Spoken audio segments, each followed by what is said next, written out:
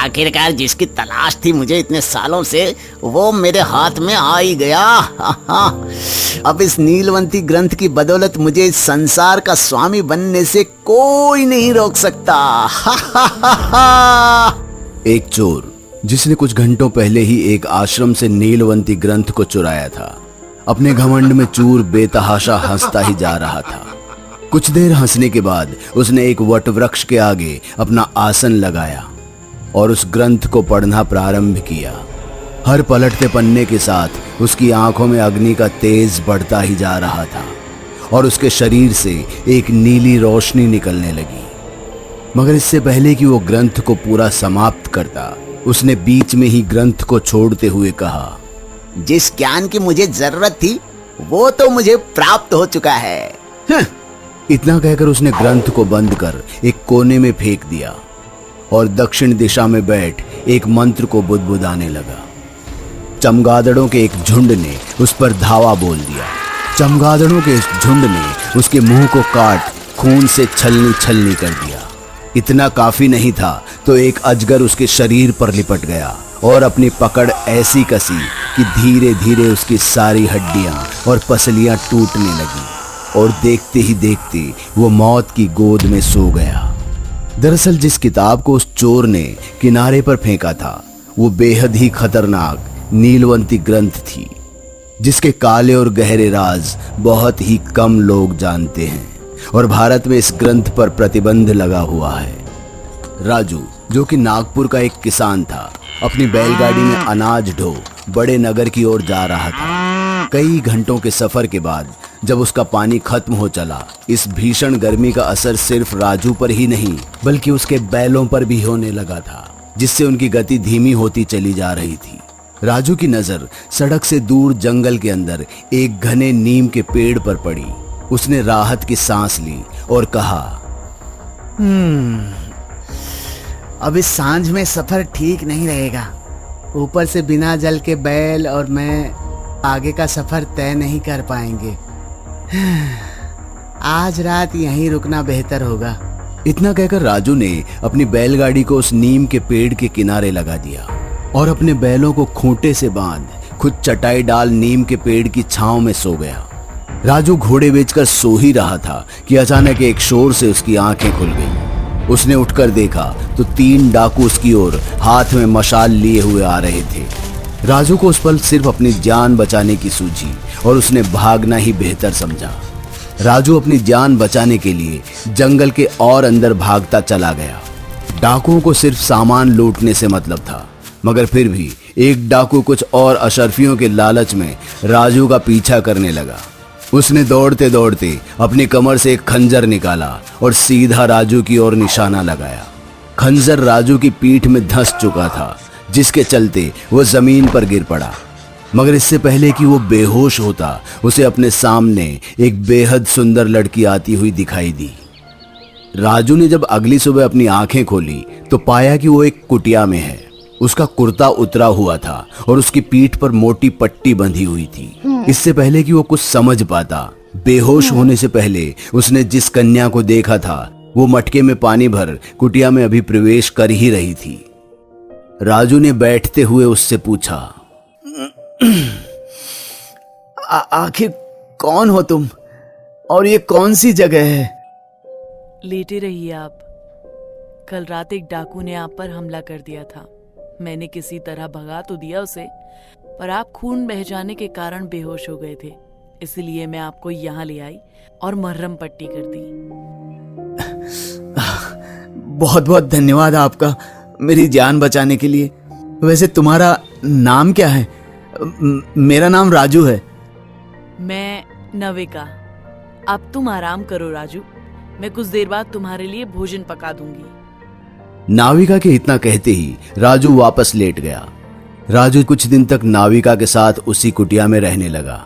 वो रोज राजू की मरहम पट्टी करती, उसे अपने हाथों से भोजन खिलाती और राजू चूल्हे के लिए लकड़ियां काटने में उसकी सहायता करता। राजू नाविका की खूबसूरती से बेहद मंत्रमुग्ध हो चुका था।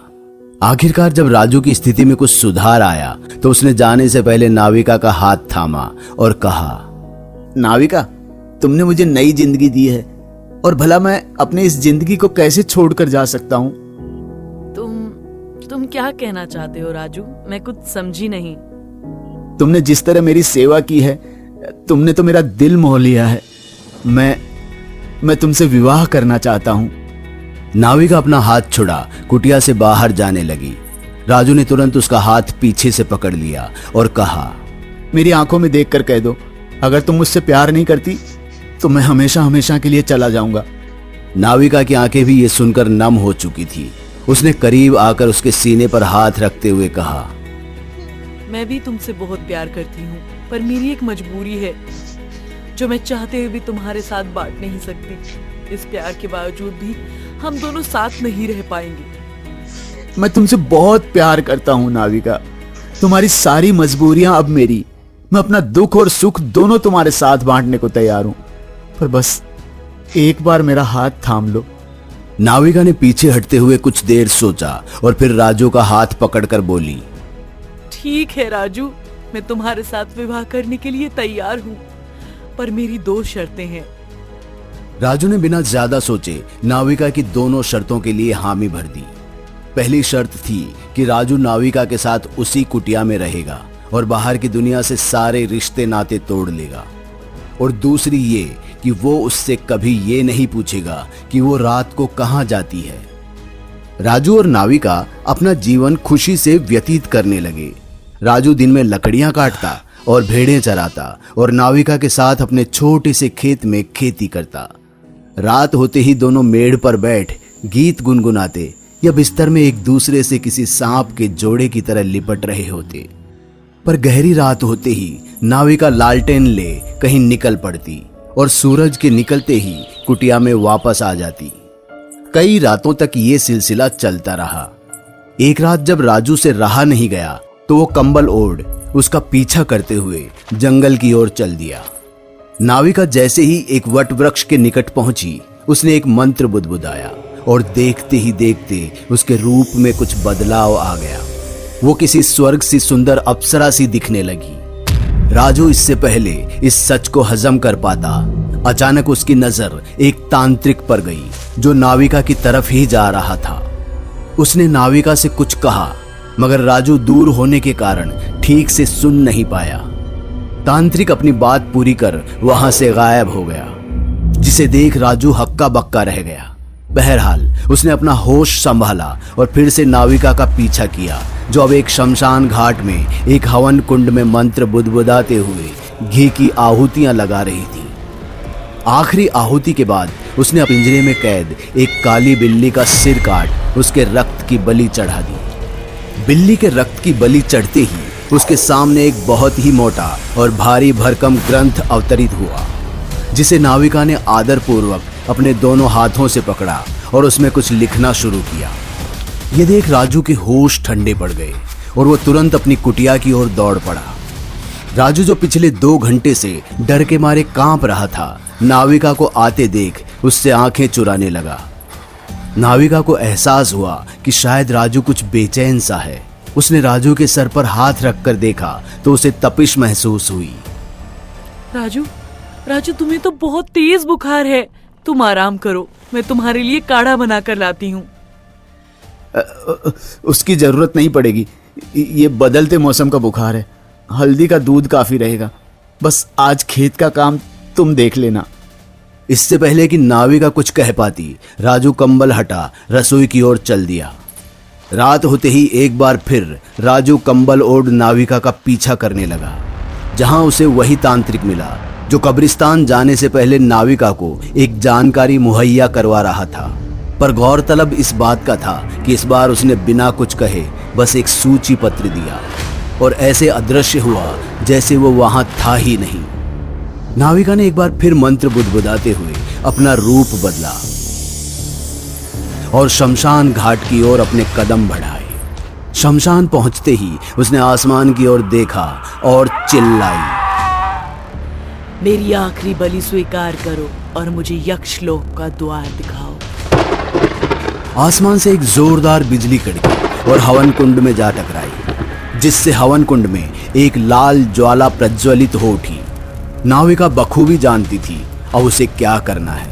उसने एक ऐसे मंत्र का उच्चारण किया जिससे एक छोटी बच्ची हवा में तैरने लगी। आज तेरी बलि देकर मैं यक्षलोक वापस जा पाऊंगी। उसके इतना कहते ही आसमान में चमगादड़ों का झुंड गोल गोल घूमने लगा और दो बड़े अजगरों ने हवन कुंड के चारों ओर घेरा बना लिया और गोल गोल घूमने लगे। हवा तेजी से चलने लगी और बिजली ऐसे कड़की मानो जलजला आ गया। नाविका इससे पहले उस लड़की का गला अपने खंजर से काटती, राजू खुद पर संयम न रख सका और बाहर आकर चिल्लाते हुए बोला, रुक जाओ, मेरे होते हुए तुम इसकी बलि नहीं दे सकती। मैंने कहा था कि मैं रात को कहीं जाती हूँ और तुम मुझसे नहीं पूछोगे, पर तुम तो मेरे पीछे चले आए और ऊपर से मेरी तपस्या भंग कर दी। तुम जैसी डायन के मुंह से तपस्या जैसे शब्द शोभा नहीं देते। डायन नहीं, नीलवंती यक्षिणी हूँ और मानवता के कल्याण के लिए नीलवंती ग्रंथ लिख रही थी, पर तेरे इस अवरोध के कारण न ये ग्रंथ समाप्त हुआ और न यक्षलोक का द्वार खुला। मैं तुझे श्राप देती हूँ कि आज से तू नीलवंती ग्रंथ का अभिषेक है। ये ग्रंथ जिसे पढ़ने से कोई भी व्यक्ति शक्तिशाली, धनी और संसार का हर सुख भोग सकता है, कभी उसके काम ना आए। इसे पढ़ने वाला या मानसिक संतुलन खो देगा या फिर क्या? या फिर प्रकृति के हाथों मारा जाएगा। ये श्राप दे नीलवंती यक्षिणी राजू की आंखों से ओझल हो गई। उस हादसे के बाद राजू ने अपने गांव में आप बीती भी बताई, पर किसी ने उस पर विश्वास नहीं किया। समृद्धि की भूख रखने वालों ने कई दफा इस नीलवंती ग्रंथ का फायदा उठाना चाहा, पर उन्हें मिला तो आजीवन पागलपन या फिर मौत। राजू ने अंततः ब्रह्मचर्य धारण कर लिया और पिछले 300 सालों से इस नीलवंती ग्रंथ के साथ एक आश्रम में जीवन व्यतीत कर रहा है और शायद करता रहेगा। दोस्तों, अगर आपको हमारी कहानी अच्छी लगी हो तो लाइक, कमेंट और शेयर जरूर करें। साथ ही रेगुलर अपडेट के लिए चैनल को सब्सक्राइब करें। और अगर आपके पास भी कोई डर से भरी दमदार कहानी है तो भेजिए हमारे मेल एड्रेस पर अभी।